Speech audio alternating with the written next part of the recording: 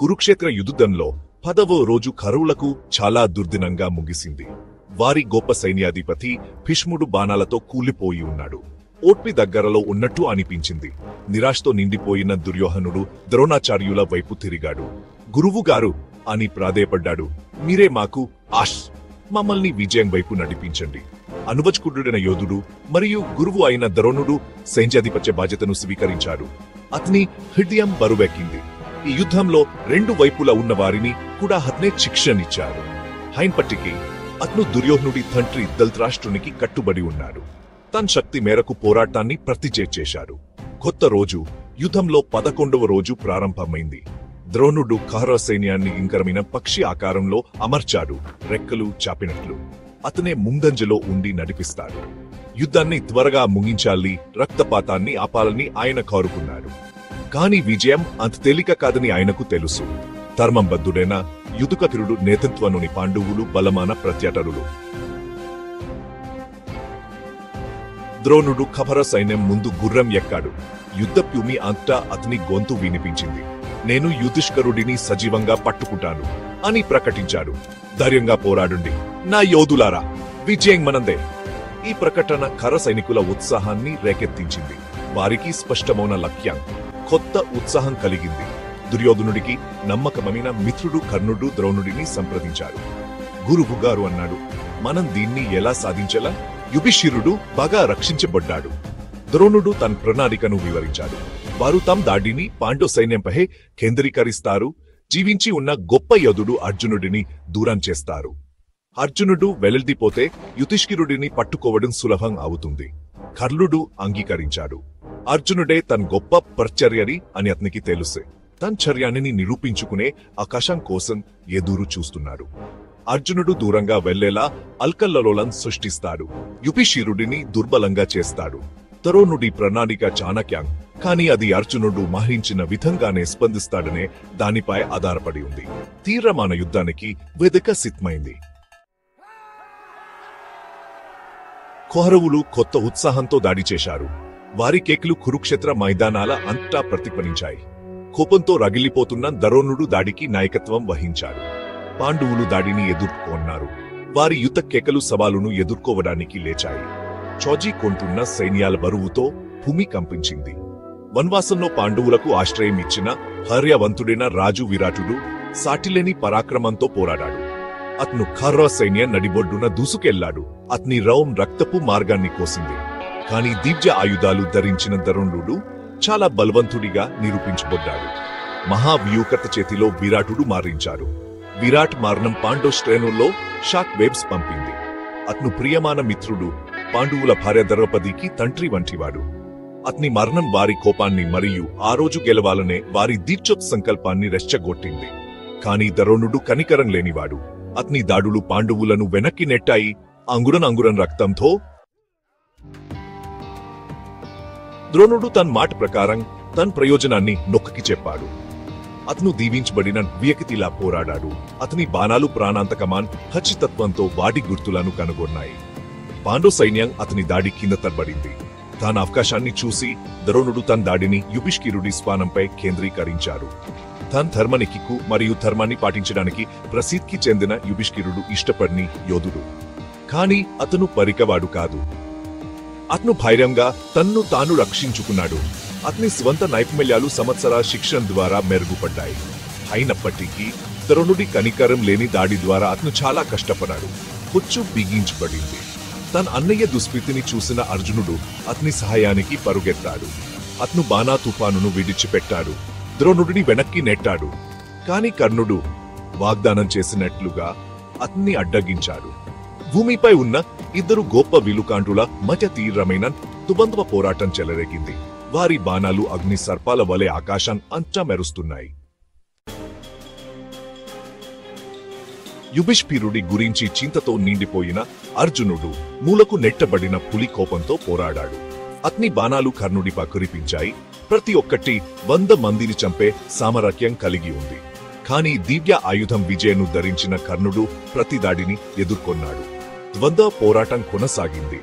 ఇద్దరు యోధులు కూడా ఒక్క అంగురం కూడా వదలలేదు. ఈలోగా అర్జునుడు నిమగ్నమో ఉన్నాని చూసిన ద్రోణుడు యుధిష్ఠిరుడిపై తన దాడిని పునఃప్రారంభించాడు. నైపుణ్యం కలిగినప్పటికీ పాండవరాజు ద్రోణుడి నైపుణ్యానికి సాటిలేడు. అతని రక్షణలు దాడి కింద కూలిపోయాయి. అతను పట్టుబట్టం తప్పదు అనిపించింది. కాని తన సోదరుడి ప్రమాదాన్ని గ్రహించిన అర్జునుడు కర్ణుడితో తన దమ్దా పోరాటం నుండి వెడిపోయాడు.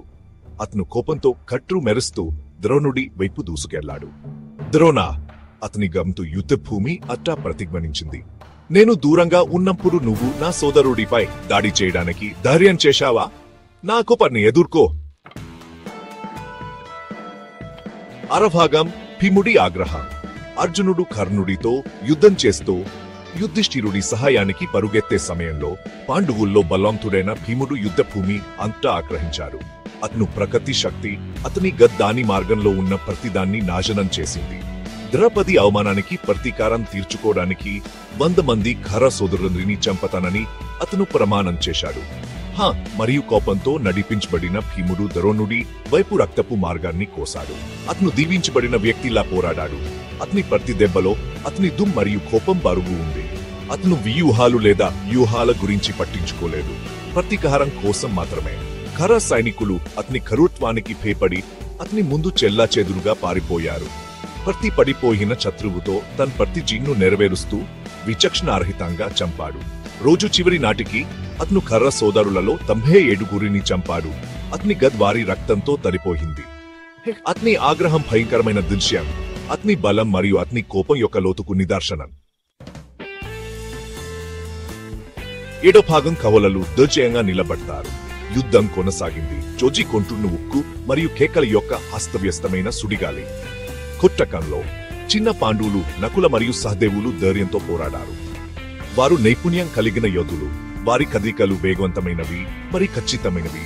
వారి దాడులు సమన్వయం చేయబడ్డాయి మరియు ప్రాణాంతకమైనవి. కత్తి పోరాటానికి ప్రసిద్ధి చెందిన కుల శత్రు శ్రేణుల ద్వారా అల్లరాడు.